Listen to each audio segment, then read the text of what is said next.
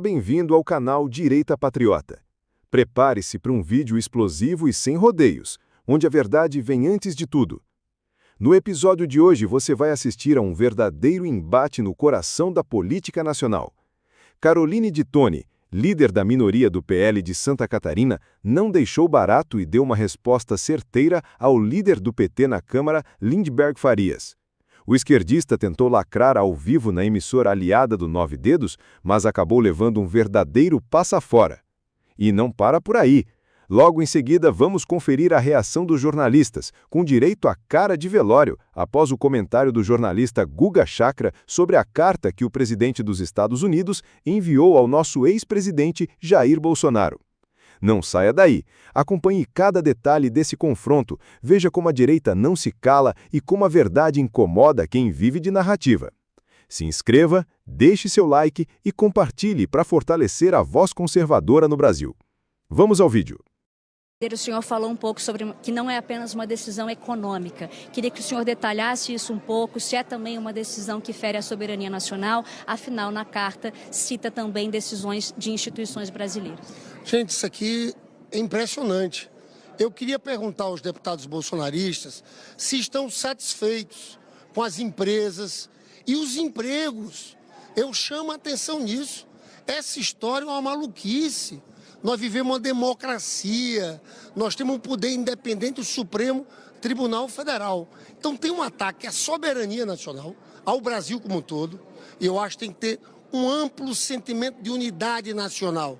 Empresários, setor agro, a população brasileira, democratas. Então tem um ataque à soberania, mas tem um ataque à democracia. Todo mundo sabe que houve uma trama golpista. Bolsonaro e a turma dele está querendo chantagear o Brasil. É isso que está fazendo, numa articulação internacional. Desculpa, o nome disso é traição da pátria. Faço uma pergunta, vocês vão ficar com o boné do Trump novamente? Ou vão defender o Brasil dos brasileiros? Líder, então, venho aqui para a senhora, como a senhora tem visto, não só o líder Lindbergh, mas outros governistas responsabilizando também uma atuação de Eduardo Bolsonaro. Queria que a senhora falasse a sua avaliação. Essa acusação é muito leviana, porque nós percebemos durante as eleições, o Alexandre de Moraes deu ordens secretas e ilegais, segundo o governo americano, para suspender perfis do Twitter, para suspender o próprio Twitter em 2024, colocando multas pesadíssimas sem o devido processo legal, ou seja, o Estado de Direito, o contraditório e a verdadeira democracia não está sendo respeitada. Isso está claro. Só não vê quem não quer. O Trump está dando nome aos bois. Seja a culpa é do Lula e a culpa é do STF, porque eles sim não estão respeitando a democracia. E o discurso que a gente vê da esquerda é justamente esse, dizer que respeita a democracia, mas na verdade quer prender Bolsonaro, quer tirar direitos políticos do Eduardo. Durante a pandemia, vocês lembram muito bem, a esquerda foi mundo afora, falando que Bolsonaro era genocida, sendo que a pandemia veio de um vírus lá da China e o culpado era Bolsonaro. E ninguém foi processado, nenhum parlamentar foi processado por expressar sua opinião livremente fora do país. Agora, o Eduardo, quando ele diz que algo está errado no Brasil, agora ele está cometendo um crime de lesa pátria, isso não pode. O deputado tem imunidade parlamentar, mas como a gente já não tem mais imunidade parlamentar, como realmente a perseguição está ocorrendo, é esse tipo de argumento que a gente vê aqui. Mas isso não é verdade. O Trump foi muito claro e as decisões feitas com relação ao X demonstram claramente a falta do devido processo legal. Países onde não há contraditório, ampla defesa, devido processo legal, onde o Supremo Tribunal Federal conduz inquéritos, onde o acusado é vítima e julgador ao mesmo tempo, isso não está certo numa democracia. Isso tudo está sendo visto pelo mundo livre. E essas sanções, na verdade, são para que essas mesmas autoridades voltem e restabeleçam realmente a democracia no Brasil. Isso é um recado para Lula, já disse aqui, que é o verdadeiro culpado, e o STF também. Líderes, agradeço muito, muito obrigada pela participação. Tralha, eu volto com você aí no estúdio. Por todo esse pacote que você descreveu, torna essa carta algo inédito em relação às cartas enviadas a outros países.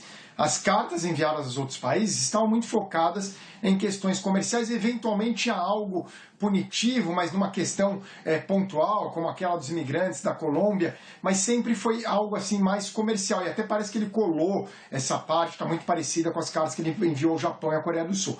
A questão das Big Techs aí já aumenta um pouco, mas ainda entra nesse cenário, ele questiona muito os países europeus. Agora, a citação no primeiro parágrafo, na primeira frase, do maior líder opositor do Brasil, do ex-presidente Bolsonaro, questionando a justiça brasileira, isso é inédito completamente em relação à postura do Trump nessa questão de tarifas em relação a qualquer outro país. Isso dificulta muito as negociações daqui para frente, que, como o Otávio falou, uma coisa era negociar no âmbito comercial, aí bastava usar a estratégia Cláudia Sheinbaum ou o Manuel Lopes Obrador, a tática mexicana de lidar com o Trump, que é a mais bem-sucedida do mundo, né? Não tenho o que dizer, o Trump respeita ali, parece que ele respeita a Cláudia Sheinbaum, respeitava o Lopes Obrador e acaba no final sempre chegando a um acordo, apesar das ameaças iniciais. Mas ele nunca falou de líderes opositores no México, nunca entrou nessa questão em nenhum país. Então isso é extremamente delicado, deixa ainda mais complexa a forma como o Brasil vai reagir a essa carta do governo americano, porque envolve uma questão política e que não é uma questão, é uma questão judicial, de soberania brasileira. Então vai ser muito difícil essa negociação a partir de agora. Claro que o Trump, a gente sabe, né, tem até aquela frase que é taco, né? Trump always chickens out.